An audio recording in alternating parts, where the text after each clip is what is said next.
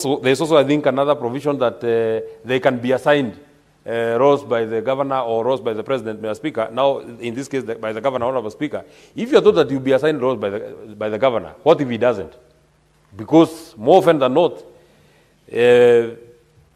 some governors and most governors feel threatened by their deputies. For that one reason that I've just told you, Mr. Speaker.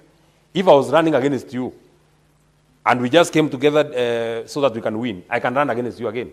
So they feel that they want to ensure that the deputy governors are as powerless as can be possibly be, so that they cannot challenge them in the next election, Mr. Speaker. And I'm seeing people who want to be governors here.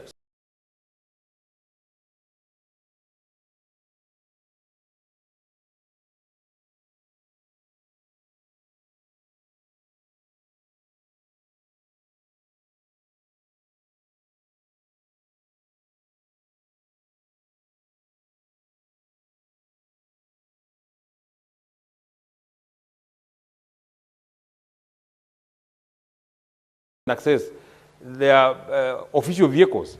I know of many deputy governors who don't even use their official vehicles because they have been confiscated, even their own office. By the way, Mr. Speaker, do you know that the accounting officer of the office of the deputy governor is the chief of staff, who is an appointee of the governor? So they can only process payments for this office of the deputy governor if they have the direct nod of the governor, Mr. Speaker. I'm told for the case of Laikipia, for example, and the deputy governor for Laikipia is the chairman of all the deputy governors in the republic. He does not even have a budget of his own.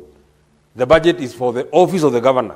So it will be at the whim of the governor and the chief of staff to either fuel your car or not. If you're politically correct, they can fuel. If you're politically not correct, it is not fuel. So, Mr. Speaker, for us to cure and for us to ensure that people do not earn, Mr. Speaker, we have had many cases.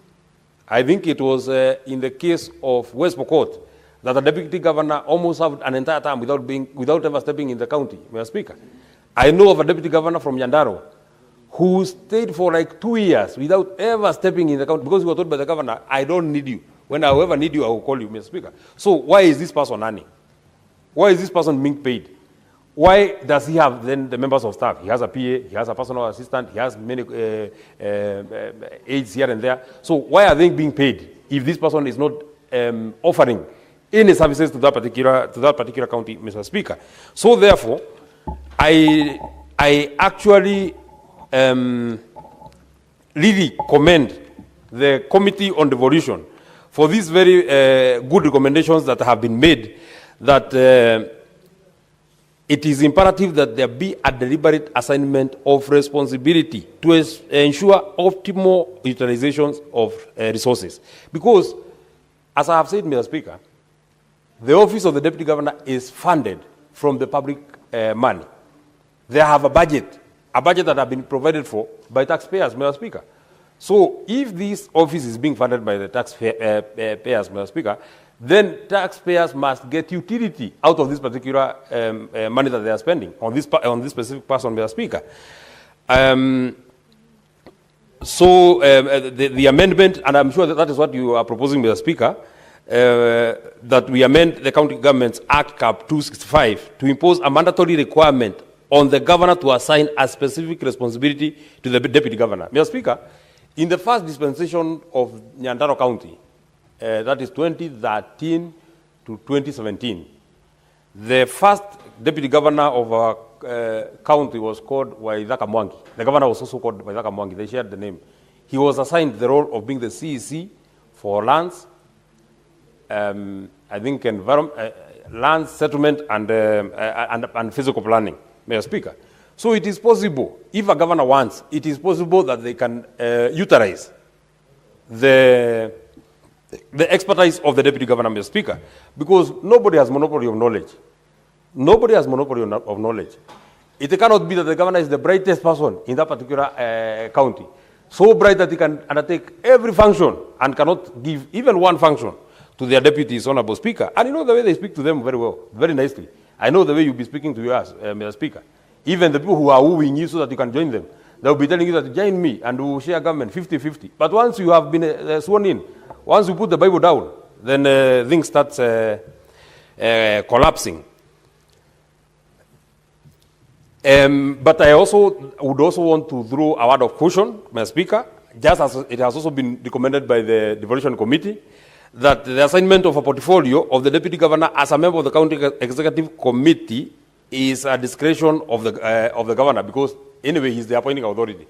You may find a cantankerous person, and you have a requirement in law. If you put it as a requirement in law that they must be CCM, Mr. Speaker, we might cure one problem and create another.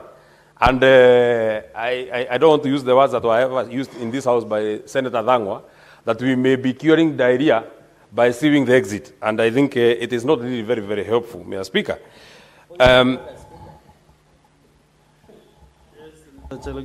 What is your point of order? Mr. Speaker, I'm rising on a point of law and procedure. Mr. Speaker, looking at the petition, I tend to believe that our distinguished committee might have misused our resources, because the intention of the petition is already provided in law, and I want to invite you, Mr. Speaker, sir, to Section 62 of the County Governments Act number 17 of 2012, where it says the functions of the powers of the governor. And then it goes to Section 32, Mr. Speaker, functions of the Deputy Governor. It says the Deputy Governor shall take and subscribe oath to or affirmation as set out in the first schedule of this Act before assuming office. Number 2, Speaker, the Deputy Governor shall deputize for the Governor in execution of Governor's function.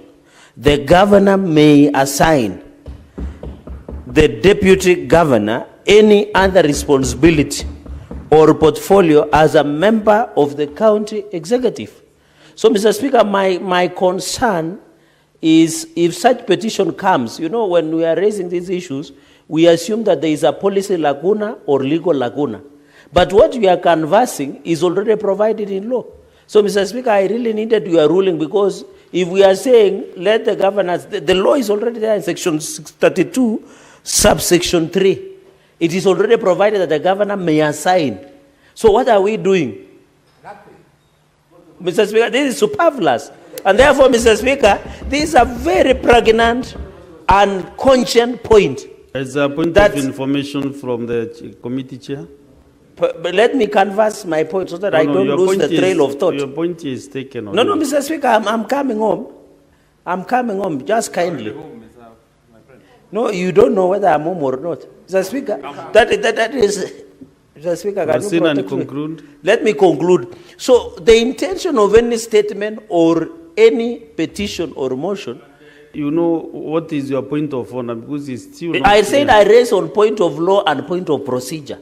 And of course, point of order is in the Standing Order 135 on the accuracy or the information or even contents of speech, Mr. Speaker. Because my concern is, what are we intending to achieve, Mr. Speaker? Yet Section 32(4) has provided for.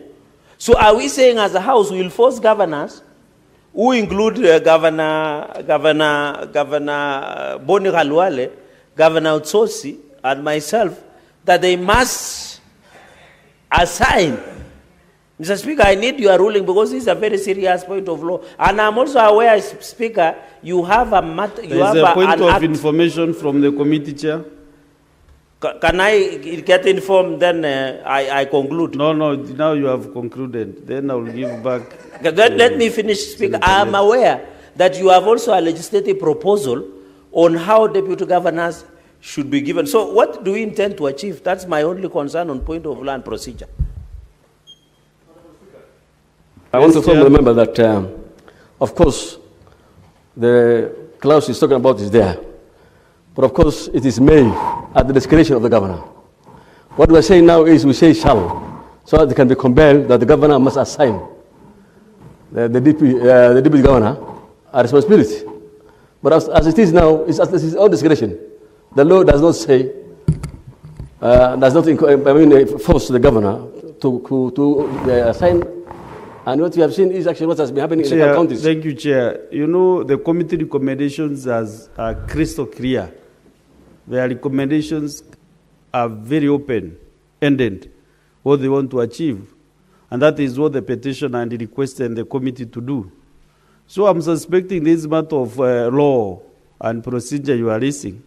Then also I'm doubting something in your law school. Because the recommendations are very clear from the committee. Because you must read the report. Senator Medu was doing so well until you interrupted him. And you must read the report before I give you a chance to contribute. Unless I'm convinced, read the recommendations of the committee. Then why are you raising a matter that you know they are trying to delete may and put shall? You're out of order, Senator Chalugei. Senator Medu, proceed and conclude. I'm not yet at the point of conclusion, Mr. Speaker. I think I still have time. But before then, Mr. Speaker, may I also inform the House that I am now a first-year student of law at the University of Nairobi. And so, therefore, I have so much to learn from my seniors, especially Senator Cherargei. That's why I'm a bit surprised that he has not been able to read the salient issues that have been raised in this petition, because the petitioner has actually quoted the very law that you have read. And he has said that even though there is that provision, very few governors have exercised that particular authority. So I don't want to, I might find myself as a pupil in his law firm. So I want to tread very carefully, very carefully, Mr. Speaker. But be it as it may, I was at the point of saying, I agree fully with the recommendation of the committee that we cannot force governors to assign specifically portfolios as county executive committee members, Honorable Speaker. And so, therefore, I'm looking forward to the bill that you'll be proposing so that we may get to understand which are these. Mr. Speaker, if you are to borrow from the national government architecture, Mr. Speaker, it would have expressly recommended that maybe the deputy president is given a specific ministry. But in the wisdom of those who actually authored our constitution, they gave him specific mandates.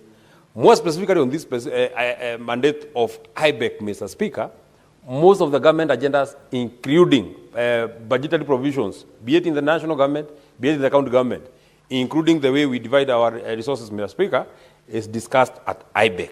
And so, therefore, this is an extremely salient role that has been assigned to that office. And I'm looking forward, Mr. Speaker, to that particular proposal that you'll be making. I don't know, and because I've not read, and I can't read your mind, Mr. Speaker, what you'll be proposing in that particular bill, Mr. Speaker. But there is one organization of government that was in many county governments that was construed to be a department within the departments that are provided for in the county governments, the Department of Devolution. You find a CEC for devolution and public service.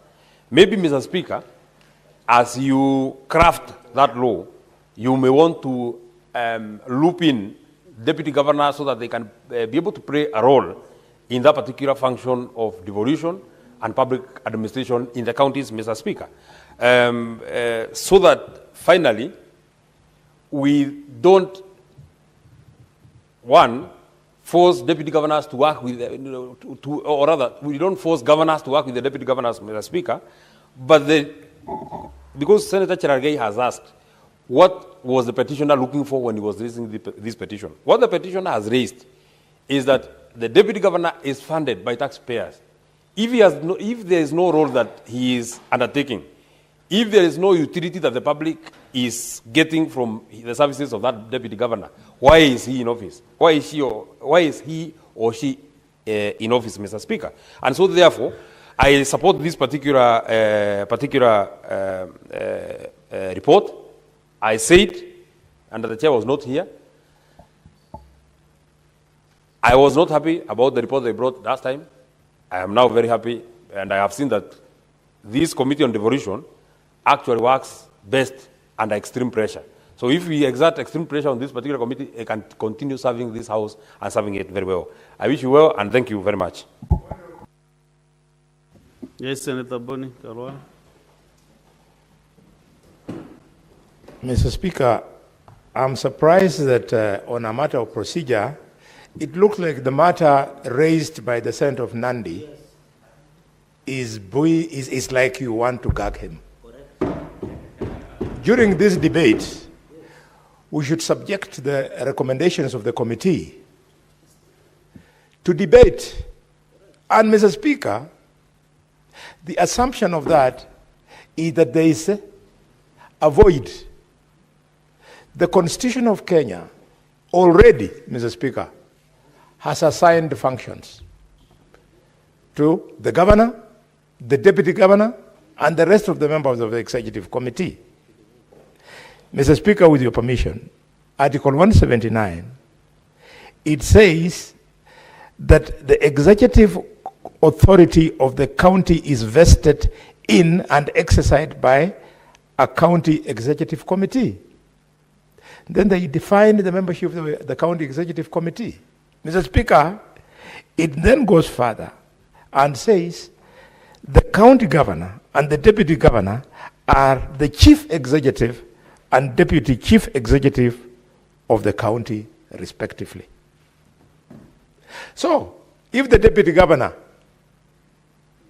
is the principal assistant of the governor, this constitution, and Mr. Speaker, with due respect, I remember I was on that seat there when this argument took place in the year 2012. The bill, the county government bill at that time was being moved by Musalia Mudavadi, who was then in charge of local government. And the argument, Mr. Speaker, and because you are working on this bill, I encourage you to go and read the Hansard and all the contributions that we made. The argument was that, console Mr. Speaker, because you are going to guide us as a house. What? Yes. You proceed with your argument. No, I was requesting that you listen to me. 1 year is on your side, the other one was with the CK. I hear you. You know, I was fearing that now you are leaving me to the mercy of a third-year student of law called... First year. First year? Yes. To make it worse. Thank you, Mr. Speaker. So, Mr. Speaker, we really have to interrogate. Nothing has been taken away. The purpose of not making it shall in the act was deliberate, so that the governor can exercise his prerogative. Boni Karwale, when you be getting your chance to debate, just you argue on those bases. Right? Those are your arguments. I must not agree with the arguments, Senators Medu must not agree with your arguments. So during debate, you'll have your 20 minutes to hammer those points. But so let us make progress. Mr. Speaker, before you rule me out, is that the chair has been invited by the Senator. I can't give you time to debate when you don't have the opportunity. I'm not at your time. Mr. Speaker, sir, with maximum respect, and you know how much I respect procedure, the Senator of Nandi is on record in this House, having invited the chair to make a decision on this matter. So, if you don't wish to make the decision now, you can make the decision later, because the matter is weighty. Senator Mboni Karwale, resume your seat. Oblige. Senator Ososi Gonfrey, it's your time to make your contribution. Thank you, Mr. Speaker. Mr. Speaker, I think the matter before us, the matter of this motion on the role of deputy governors and the assignment of roles by portfolio by the governor is a very important issue. And I want to thank the committee for the step they have taken to go through the petition and bring this report to this House for consideration, Mr. Speaker, because, Mr. Speaker, the issue of deputy governors in our counties is a very, very, very serious issue. In some counties, it is even a very divisive issue, Mr. Speaker. I know, for example, a county like Trans Nzoia, where the deputy governor has been stopped from performing her duties as a deputy governor. So it is a matter that requires intervention and careful thinking by this House, Mr. Speaker. We have deputy governors in some counties who have no office. You remember even your own county, Mr. Speaker, we had that problem. We have deputy governors whose... Chair, Devolution Committee, Senator Boni Karwari, Senator Chalagay Samson. We have deputy governors who have no fuel for their vehicles. They don't even have vehicles in the first place, Mr. Speaker, because they have been denied vehicles, they have been denied fuel.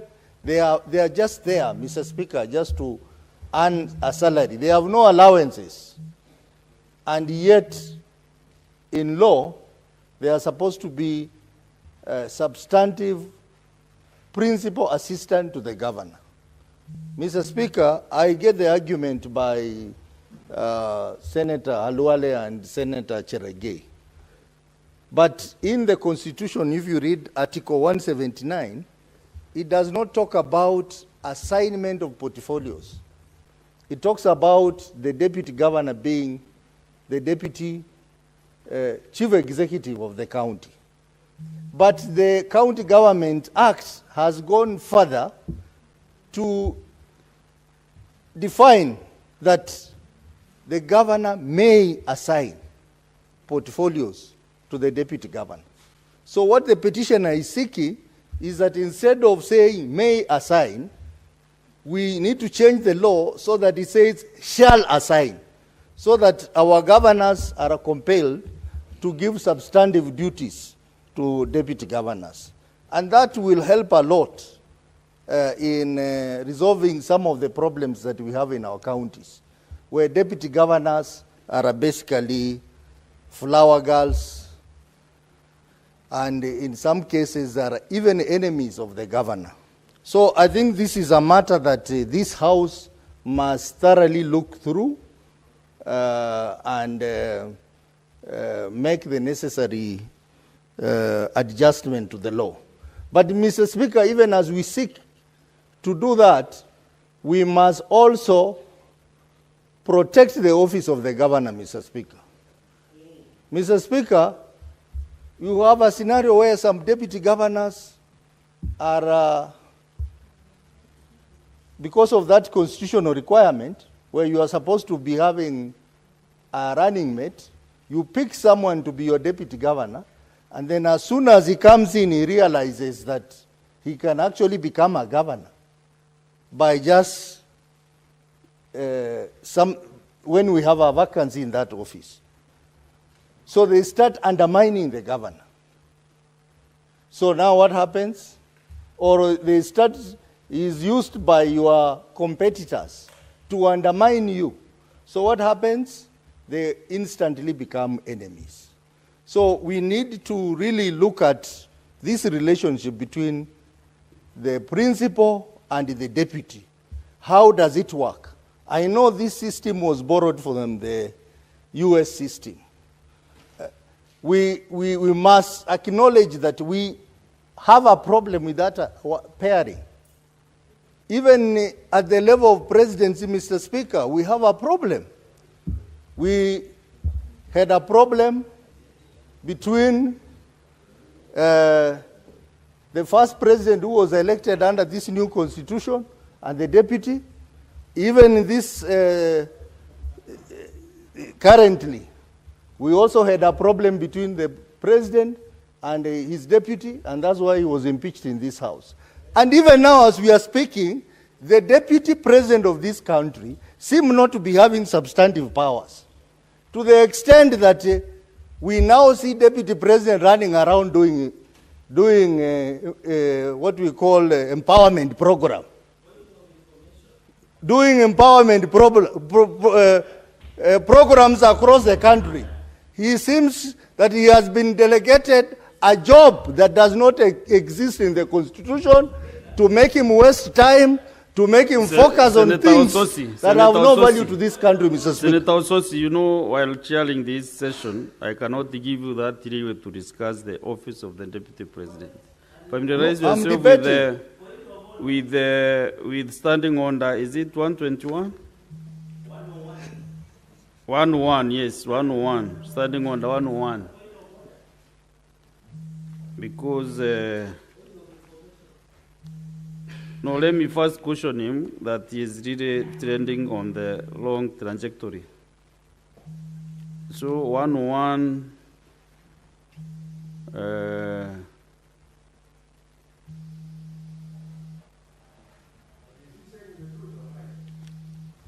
no, he must bring a substantive motion to discuss the Deputy President. Mr. Speaker.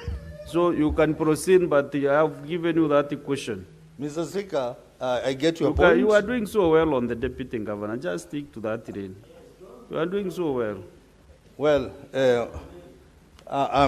Mr. Speaker, Mr. Speaker, I was just trying to demonstrate the point that this pairing of the principal and his deputy, even at the level of the presidency and the governor, seem to be a challenge to this country.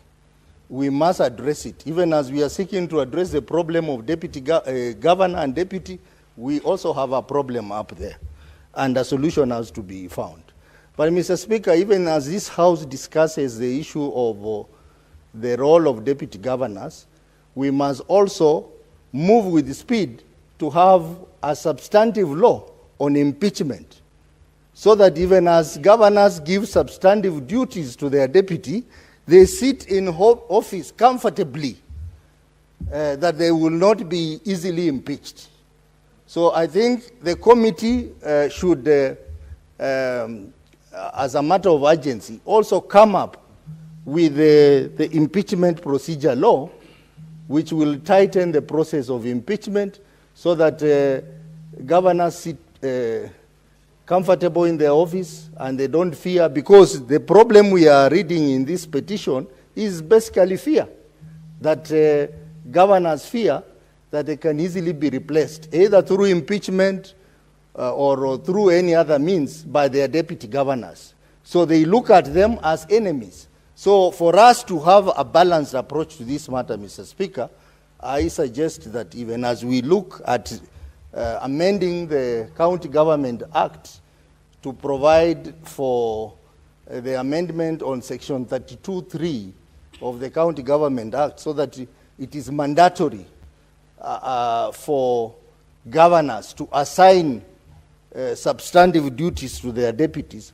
Likewise, we must ensure there is a substantive law to make governors comfortable in their office and tighten the process of impeaching governors in this country. Otherwise, this is a very progressive law, and I want to support and request that we should all support this, so that we have stabilities in our counties, so that governors can feel safe, and also deputy governors can perform their roles of deputy governor. I support. Actually, what you are saying is that the impeachment procedures of what should happen is that once a governor is impeached, both of them leave the office. That will not motivate deputy governors to not to respect their bosses, the governors. Next is Senator Chalagai Samson. Or you did your bit on the point of order. Do you need more time? Yes, I want to transform this floor into a classroom by advancing my argument on various aspects, Mr. Speaker, starting from what is discretionary law.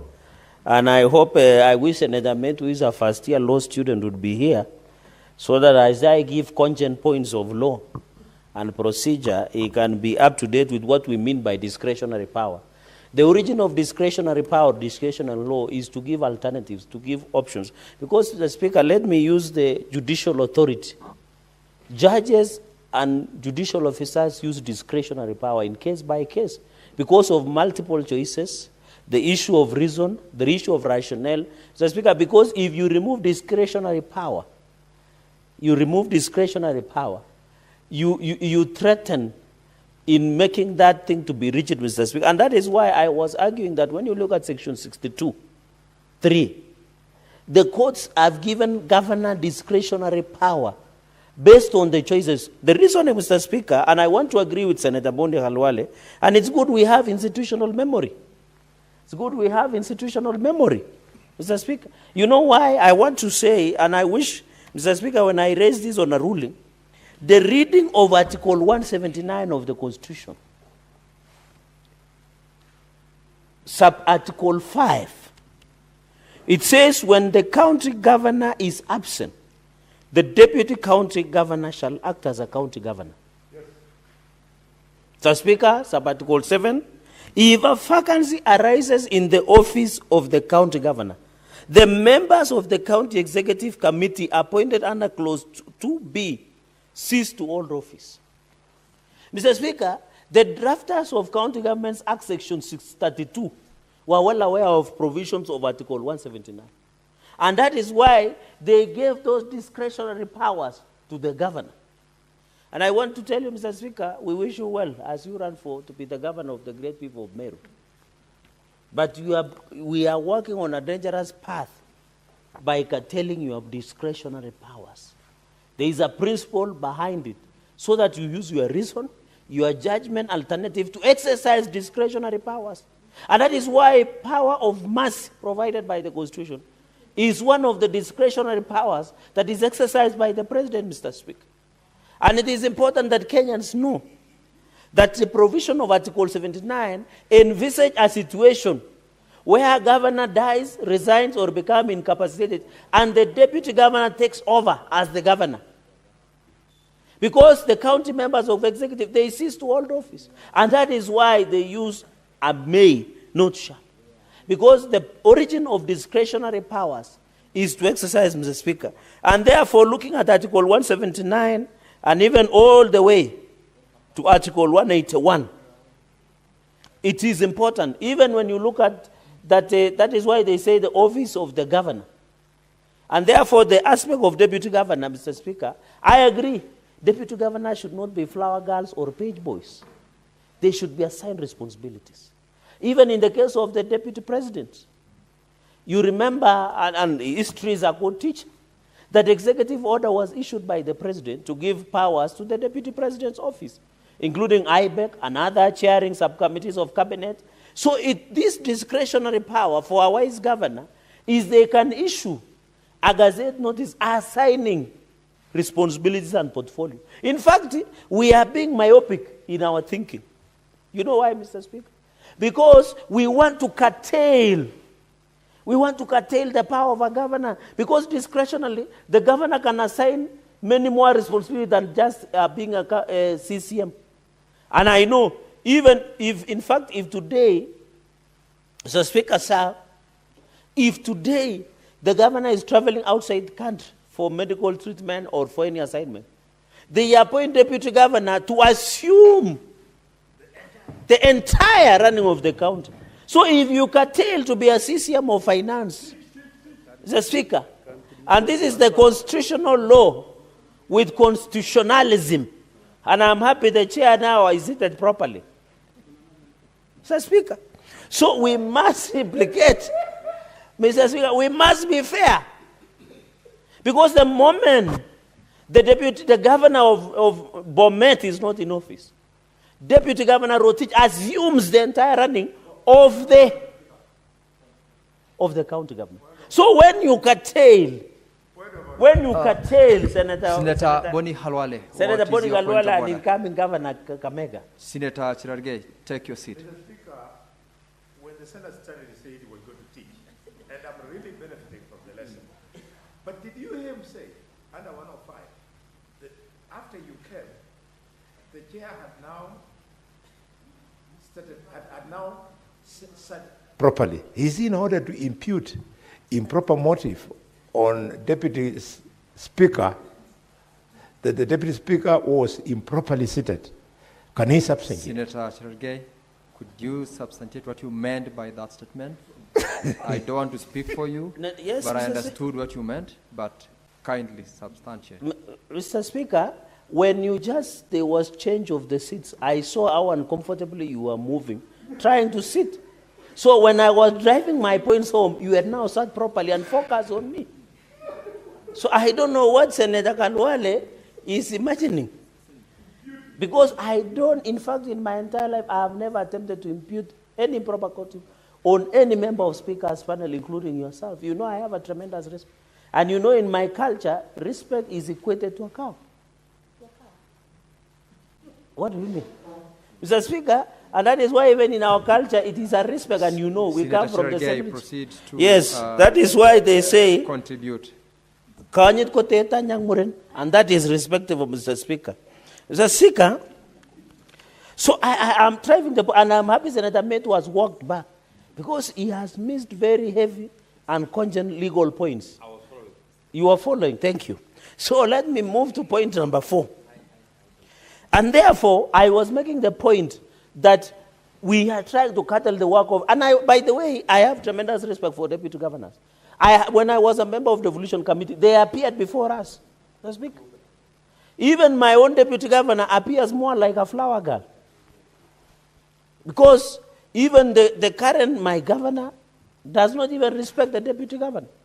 Even in the succession matrix of gubernatorial seat of Nandi County, the deputy governor is running for governor, but the deputy governor has never endorsed him. Dr. Yulita. Because of that fear. Mr. Speaker, I know the frustrations of deputy governors. I know when Senator Metu speaks, he speaks from experience. I know deputy governors who don't have cars, don't have fuel. Even the deputy governor of Kericho, Engineer Fred Kirui, who was the whistleblower in the fictitious payment of 85 million. He said even on record that he doesn't have a car, a bodyguard, a driver, a fuel. The car was taken away. Go to Siaya. Siaya is the worst case. Mr. Speaker, when the deputy governor was brought here for impeachment, CPA William Odwal, we didn't impeach him. But do you know up to today, almost 1 year, he cannot access his office. He cannot access his office. And the governor of Siaya purports to be the paragon of democracy and rule of law. So what do you do in such situation? He said on record, and he has written to this house and written to the Devolution Committee, that when he tried to access his office in Siaya town, men in black descended on him and his vehicles. It was like bees, yani nyuki, were on him, Mrs. So that is why we are saying we understand the frustration of deputy governors, Mr. Speaker. William Odwal cannot access his office, not because of any mistake, because of political differences between him and Governor James Orengo. Mr. Speaker, we agree with the frustration. At least your governor, from the observation, maybe I don't know, they look like they are working very well with your governor, but from your body language, it looks like things have gone mulot. They have gone south, Mr. Speaker. They have gone mulot, Mr. Speaker. Senator Cherargei. Yes, Mr. Speaker. You can't purport to interpret the body language of the chair. Yes, yes. As to whether or not Governor Pachoka and his deputy are working together. It can't be read from the body language of the chair. Yes. But I allow you to pass and proceed. Thank you, Mr. Speaker, because from I know you very well. You have represented me before in court, so I know how you behave when you agree or you don't. And there is what we call sign language. It is recognized in the Constitution.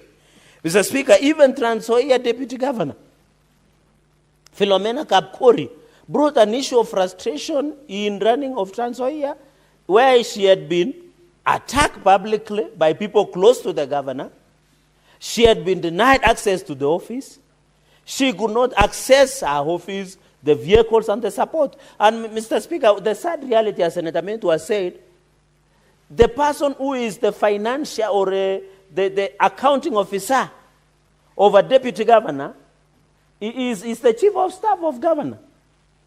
Madam Kapkori almost cried before the committee, the deputy governor of Trans Nzoia.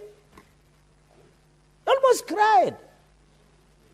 Because she was being frustrated and humiliated, and she is a woman, and I didn't see women coming out to demonstrate against.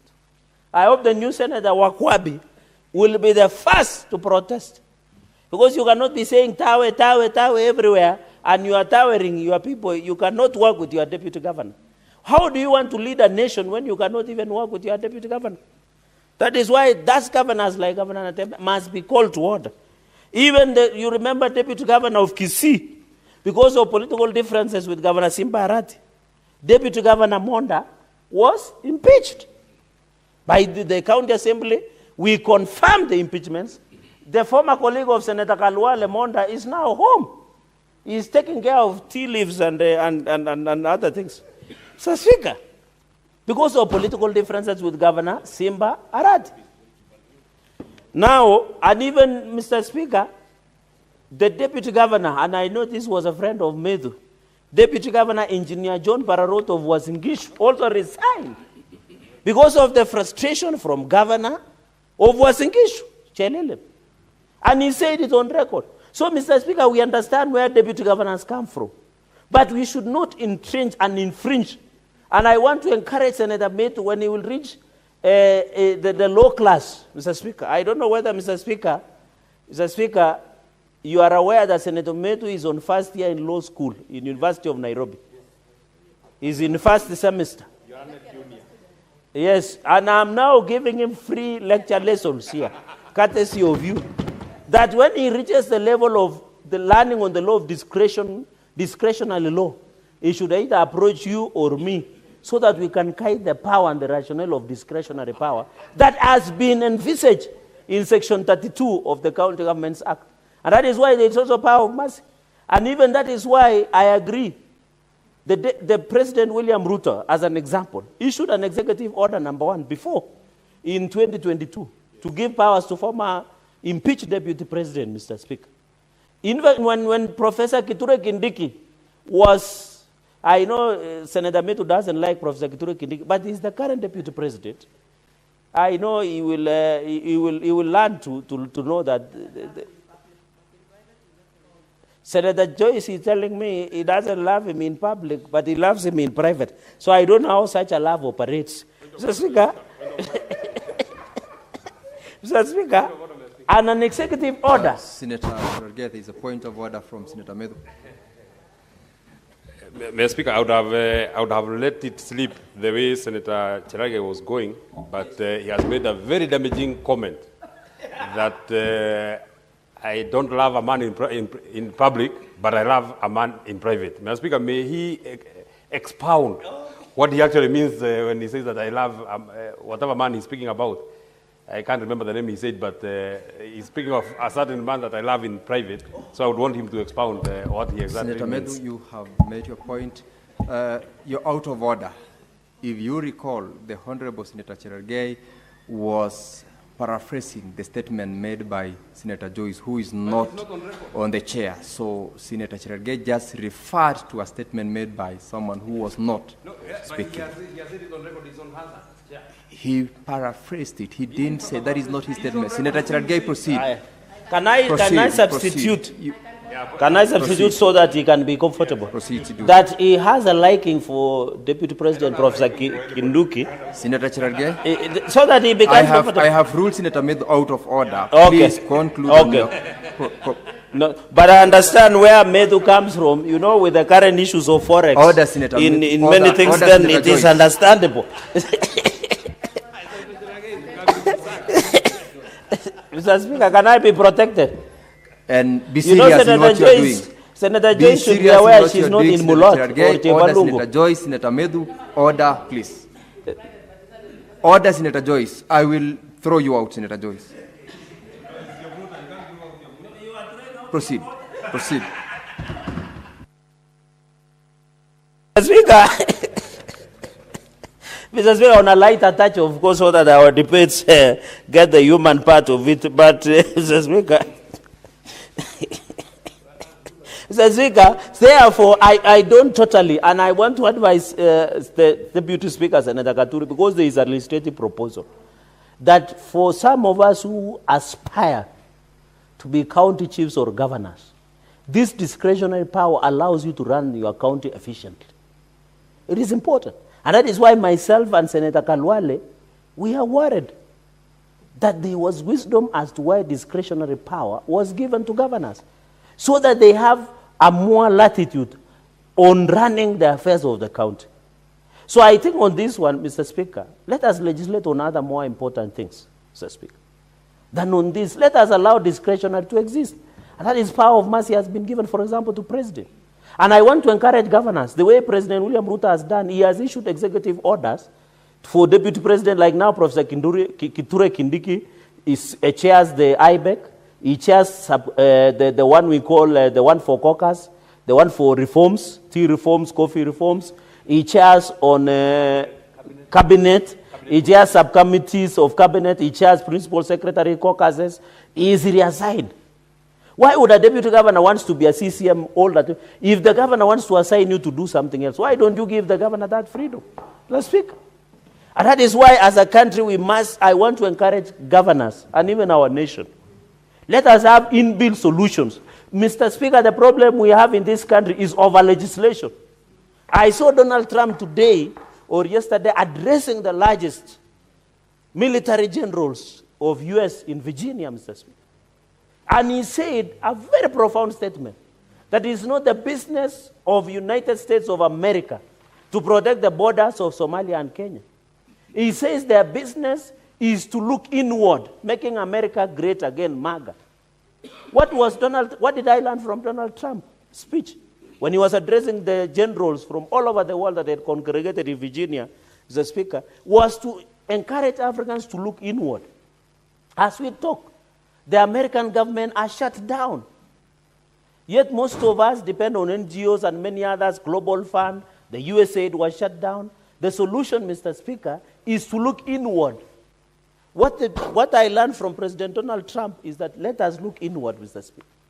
Even as we do other things, as we run other affairs internationally or locally, Mr. Speaker, we must ensure that we find our solutions. Solution is not over legislating. Solution is not over representing. And I want to tell deputy governors, we feel you. It is more, and I want to borrow the wisdom of my senior brother Kalwale, a man of tremendous respect, a bullfighter, a man with many children and many wives, that this is more of an interpersonal relationship. Did you tell me that? Interpersonal relationship. It's more of interpersonal. You need, as a deputy governor, respect. A deputy governor is not a co-governor. A deputy president is not a co-president. Know your position as a principal assistant to the governor. And I agree with the wisdom of Senator Kalwale that these things is more of interpersonal skills. So I want to call, I know deputy governors feel that they should be assigned responsibility. I know most of them are tired of reading newspapers in the offices. I know they are tired of just sitting idly. But they should know the wisdom. They should know the wisdom of our drafters of the Constitution and the promulgation of the Constitution 2010. That it is very important. And I want to appeal to these governors. Governor of Kericho, Governor of Trans Nzoia, Governor of Kisii, Governor of Siaya, Governor of Uasin Gishu, and other governors who have a problem with their deputy governors to ensure that they work closely. Because at the end of the day, they are the leaders of all those counties. With those many remarks, Mr. Speaker, I beg to oppose, and I thank you. I hope, Senator Metu, the class is over. Senator Maureen Tabitha Mutinda. Thank you, Mr. Speaker. Actually, you are the only speaker who calls me by my good 3 ID names, something that I really appreciate so much. Mr. Speaker, first of all, I want to appreciate this committee of delegated for a job that is within their mandate, what they've been able to come up with. But, Mr. Speaker, even before I proceed further, from where I sit, and from the recommendations that the committee have been able to put, I'm not satisfied. From the level of a deputy governor, Mr. Speaker, more was expected in this report. What they've summarized is an English word of may to shall. Nothing further than that, Mr. Speaker. The report does not go deeper to state that when they seek that it moves from Section 32, moves from the governor may assign deputy to the governor shall assign deputy, it should be specific. What do you want to assign a deputy governor? Do you want to assign him or her to be in charge of the drivers? Just a question, Mr. Speaker. What is that specific role that the deputy governors should be able to do? It should have been captured. It should have been tabled, Mr. Speaker. Mr. Speaker, when we are on the campaign trail, both the governor candidate and the deputy governor candidate are one.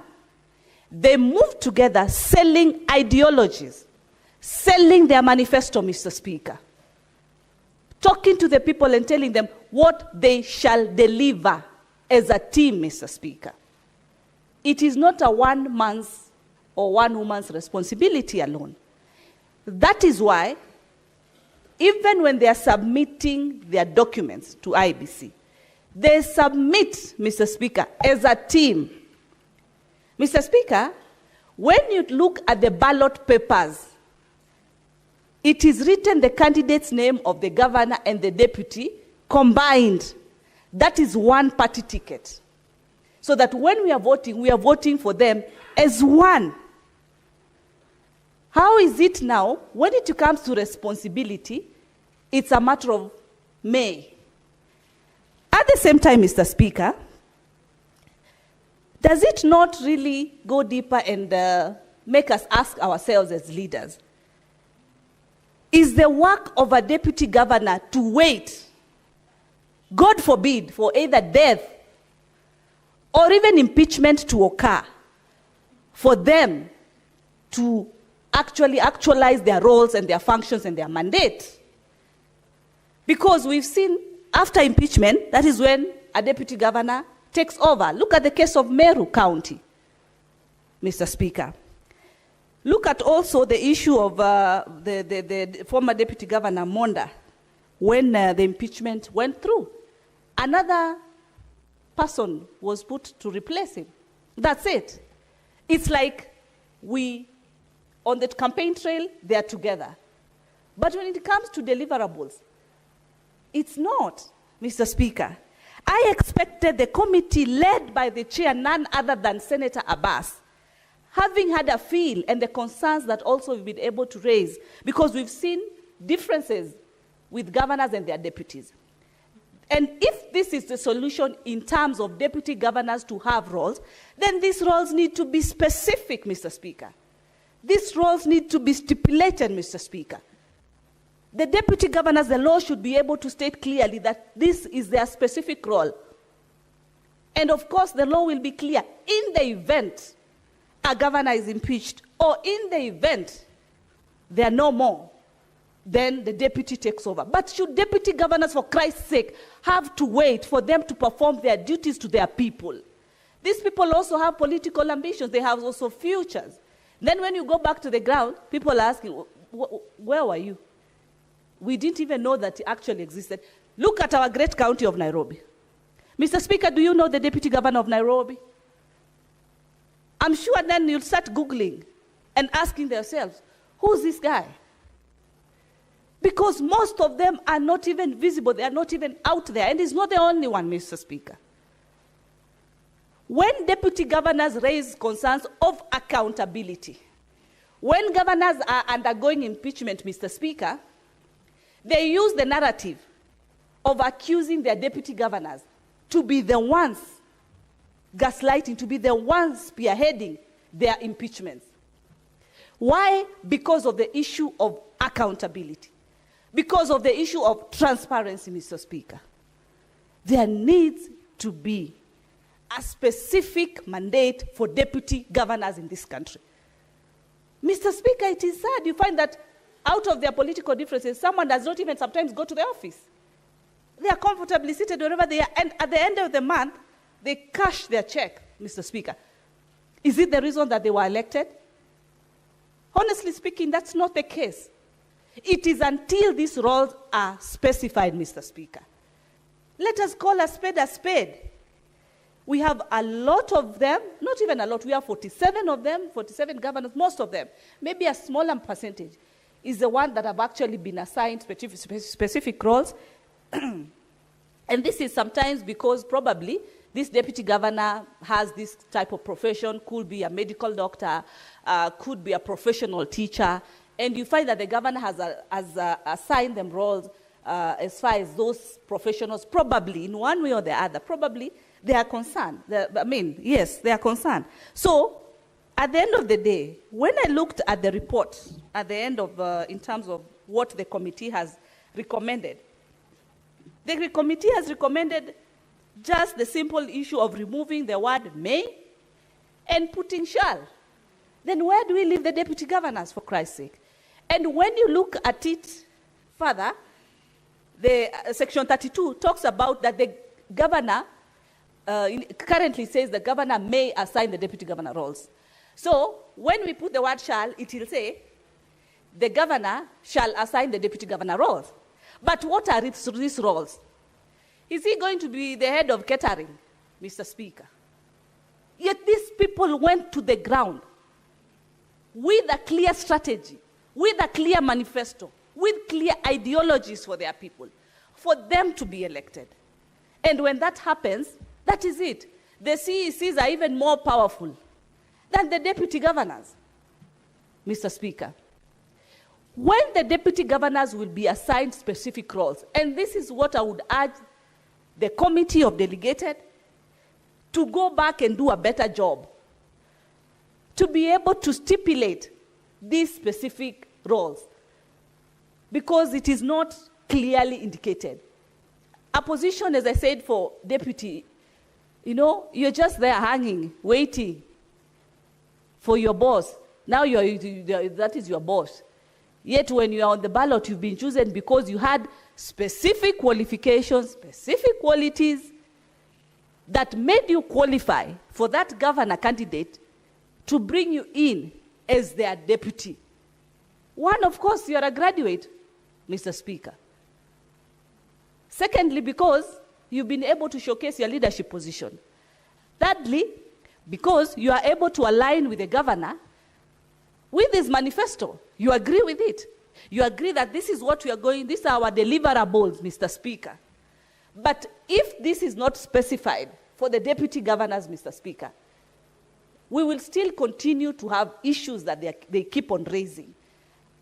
I think when I was listening to Senator Cherel Gaye, he mentioned about the deputy governor for Siaya, the one who went through the impeachment process. I remember I was in that panel, and he went back to office. But politically, the working relation is not good. Mr. Speaker, of course, politics is not a relationship, Mr. Speaker. It's how you package your own concepts, Mr. Speaker. Concepts that you shall deliver to the people. But what the committee has put down, it's not enough, Mr. Speaker. More needs to be done for our deputy governors to be able to deliver, so that devolution is still strengthened, Mr. Speaker.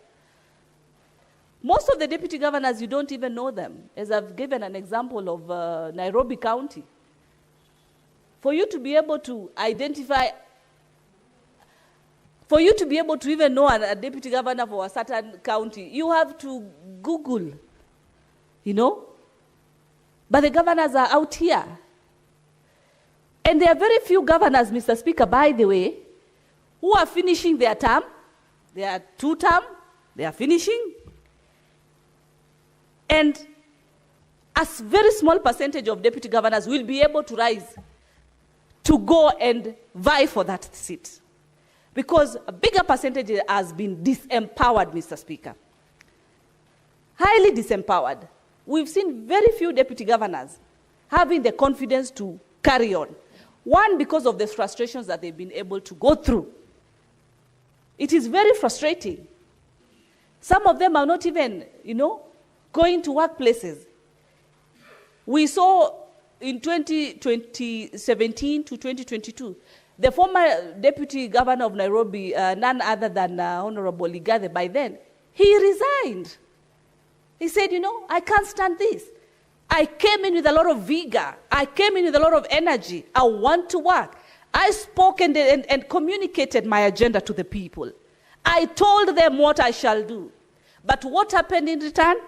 Eventually, that was overturned. But he was strong enough to boldly say, you know what? I'm not going to earn a salary that I'm not working for. And he resigned.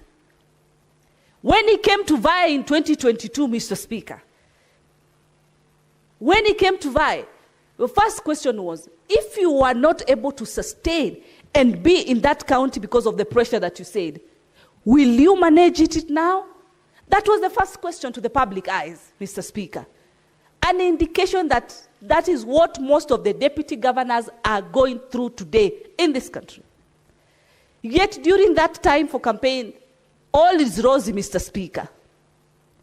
Some of them have even wasted, Mr. Speaker, their career opportunities. Some had to resign to be able to join this trail.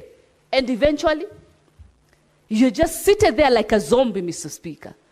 You're not able to put out what you're capable of, Mr. Speaker.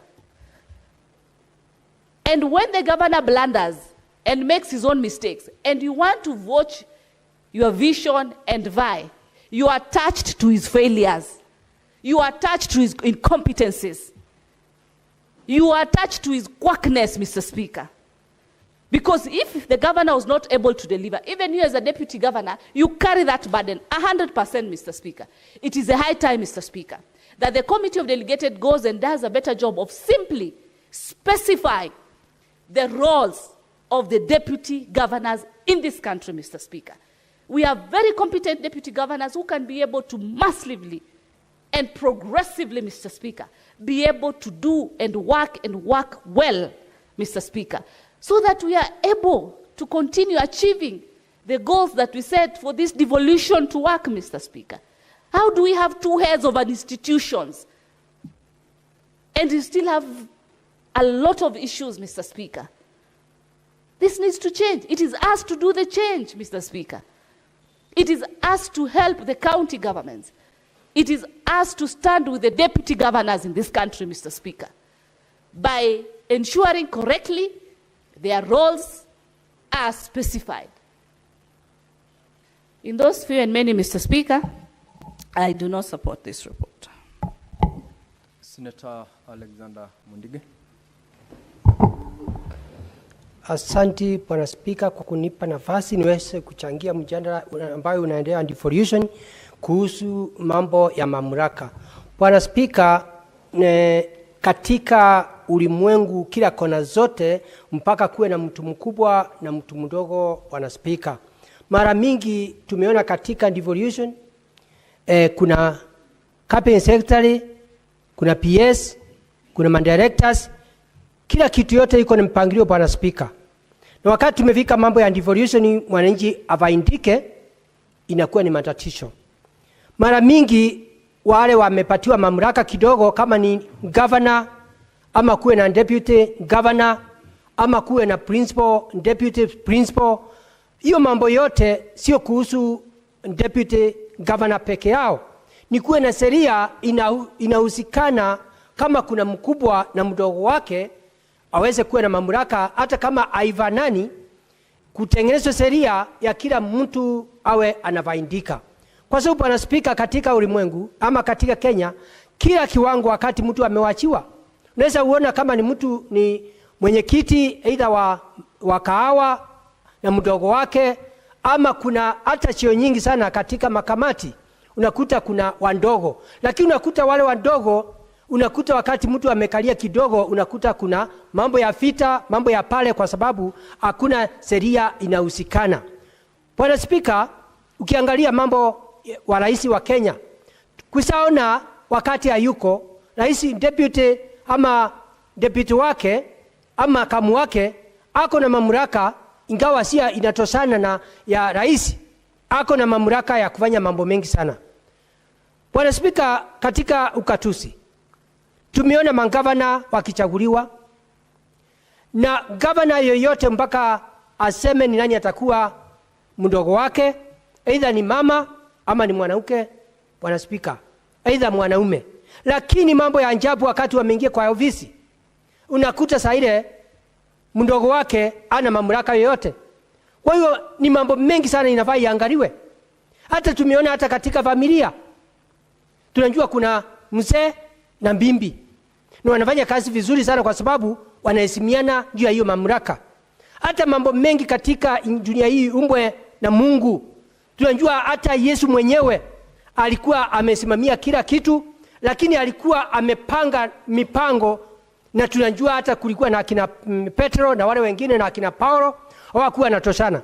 Lakini wakati umekuja mambo ya ukatusi, unakuta magavana, deputy governor wananyanyaswa, hata tulikuta principals, deputy wananyanyaswa. Kwa hivyo sio mambo ya ukatusi peke yake, ni kuonekane kama mtu ako na mamlaka kidogo, asipatiwe kama ile ya governor, lakini apatiwe cheo ya kusaidia. Si ati wakati tu governor ameondoka anakalia kidogo, wafanyikazi wa county, wafanyikazi, walimu na kona sote wanadhau yule mdogo. Lakini kama kuna njia yoyote inaweza fanyika, Bwana Spika, kunaweza angaliwa itakuwa namna gani, kwa sababu tukiongea upande wa governor wakati wanaenda siasa, yende ikawa governor na pesa ya kutosha, uende ikawa yule makamu wake, ule deputy yake ako na pesa nyingi, ule deputy wake ako na pesa nyingi, na ako na elimu ya kutosha, na ako na kila kitu, unakuta kuna shinda wakati wamekuwa wametangazwa governor ni nani na mdogo wake ni nani. Kwa hiyo Bwana Spika, mimi nikiwa senator wa Embu County naunga mkono kuweza kupandishwa sheria tuweze kuona deputy governor watafaidika namna gani. Kama kuna njia yoyote, hata kuna pia tunajua katika mawaziri wa county government anaweza kupatiwa waziri, anaweza kupatiwa waziri wa youth ama waziri wa agriculture. Ndio sasa utendaji wa kazi kama wale anasimamia, kama governor wako na CEC kama 10, mmoja Bwana Spika awe ni deputy governor wake. Wakati hiyo sasa, wakati CEC wamekutana pamoja, atakuwa naenda kupeana ripoti mwaka moja, mwezi moja amefanya kazi gani. Kwa hiyo Bwana Spika, mimi nikiwa senator wa Embu County naunga mkono, kwa sababu deputy wengine wamekuwa wamedharauliwa, walipeana pesa zao, na wawezi kuacha hiyo kiti aweze kwa miaka 5 aweze Bwana Spika kwenda kuambia watu anataka kuwa governor. Itakuwa ni shinda kubwa sana, kwa sababu yenda governor alifanya kazi mbaya na deputy alikuwa mzuri, lakini ataambiwa alikuwa pamoja, watakuwa pamoja. Kwa hivyo ni mzuri Bwana Spika ukute ule deputy governor anapatiwa mamlaka. Bwana Spika, nikiongea katika Embu, nakumbuka wakati wa zamani, nakumbuka kuna deputy governor alikuwa mandamu, alikuwa anaitwa Nditi. Alikaliwa akawa ana chochote, au akatemwa miaka 5. Ule governor tena akuja akalete Dr. Kariuki. Pandaye Kariuki akienda kutoka, Bwana Spika, ni kitu ilikuwa ya hivyo. Hata mimi najua wakati wa siasa Kariuki tulikuwa na yeye. Senator Mundigi. Yes, Bwana Spika. There is a point of intervention. Okay. And for the benefit of Senator Tabitha, you know how to catch the eye of the Speaker. You can't assume that by raising your hand, the Speaker will give you the opportunity to speak. Now, you may proceed with your intervention. Bwana Spika, nilikuwa nimesema nafasi ya kupata hoja ya kuweza kufafanulia mwenzangu ndugu yangu. Asante kwa nafasi. Nilitaka kumweleza ndugu. Yuko tayari mpafanulie? Bwana Spika, mimi siko tayari. Very well. Senator Mundigi is not ready to be informed. Conclude, Senator Mundigi. Bwana Spika, nikimalizia, wakati wa uchaguzi watu walikuja wakalete maneno. Labda Mungu alikuwa ameona itakuwa Central County, lakini walikuja wakaekelea ile Dr. Kariuki ati alifanya hivi na alifanya hivi, na tukikumbuka hapo nyuma governor yule alikuwa kwa Embu County, hawa deputy governor wawili walikuwa na shida nyingi sana. Kwa hiyo deputy governor wamenyeshwa, na magavana wanjui dakika ya mwisho unaenda unatafuta governor deputy ambaye unaweza kuwa watu wamekuambia ukishukua huyu utakuwa kuwa mshindi, ama unakuta watu wanakaa pamoja, vyama inamulete pamoja, wakitafuta dialogue waseme utaenda na huyu ndio chama fulani iweze kupita. Kwa hiyo Bwana Speaker, mimi naunga mkono nikiwa senator wa Embu County, deputy na pia wale wengine wenye viti vidogo kurekebisha sheria ndio waweze kupata cheo kama magavana, ingawa hata kuwa wanatoshana, lakini wanaweza kupatiwa waziri wa aina fulani, kwa sababu tunajua katika ukatusi every governor ako na department 10. Kwa hiyo Bwana Speaker, mimi naunga mkono. Senator Mundigi, I have granted you the latitude to continue in the direction you are going because you are the last person to speak to this. Otherwise, I would have restrained you to confine yourself to the relevance to the motion that was before the floor of the House. Now, Honorable Senators, the mover of this motion, Senator, the chairperson of the committee, relevant committee on devolution, is not present in the House, and therefore, for purposes of reply, I will, under the provisions of Standing Order 97, defer a reply to the next sitting of the House to facilitate the Honorable Senator to respond if there is any clarifications he will make. We will then proceed to call the next order. Clerk. Order number 18, motion, progress report of the Standing Committee on National Cohesion, Equal Opportunity and Regional Integration on an inquiry into the diversity and inclusivity in staff composition at the state agencies in Kenya. The chairperson, Standing Committee on National Cohesion, Equal Opportunity and Regional Integration, Senator Chuta is not present in the House. That one is deferred. Move to the next. Order number 19, motion, report of the Standing Committee on National Cohesion, Equal Opportunity and Regional Integration on the implementation of the State Senate resolution on the current state of the nation made on Wednesday, 24th July, 2024. This is also a motion by the chairperson, Standing Committee on National Cohesion, Equal Opportunity and Regional Integration, who is not present in the House. That stands deferred. Next order.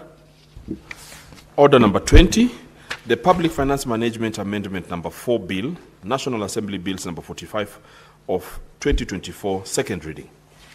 The Majority Leader is absent in the chamber. It is deferred to the next sitting. Call the next order, Clerk. Order number 21, the Culture Bill, National Assembly Bills number 12 of 2024, second reading. The Majority Leader similarly is not present in the chamber. That is also deferred to the next sitting.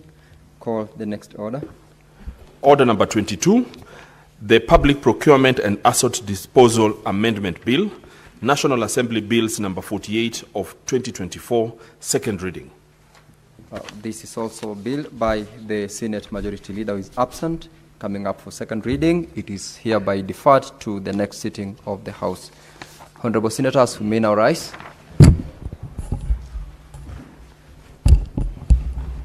Honorable Senators, there being no other business on the order paper, the Senate stands adjourned until tomorrow, Thursday, 2nd of October, 2025 at 2:30 p.m.